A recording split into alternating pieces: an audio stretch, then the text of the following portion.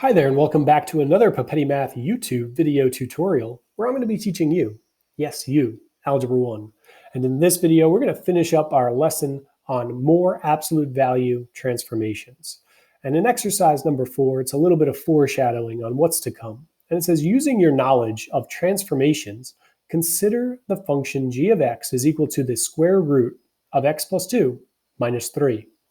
Hypothesize, take an educated guess. What type of transformation would occur with this type of function?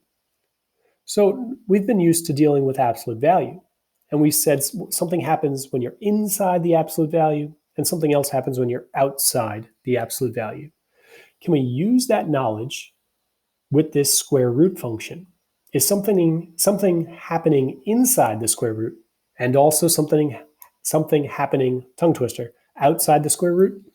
Well, let's take a look. What's happening inside the square root? We're adding 2 inside the square root. So I would guess that if we're adding inside, it's the same shifting rules. So if we add inside, it's going to shift 2 units left, because adding inside an absolute value shifts 2 units left. I would think doing the same thing with the square root might have a similar transformation.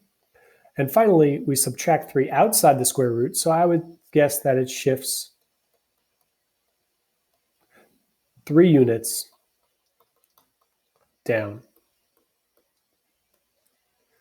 So again, based on my knowledge of transformations with absolute value functions, I hypothesized that the square root function of the square root of x plus 2 minus 3 would shift 2 units to the left and then 3 units down.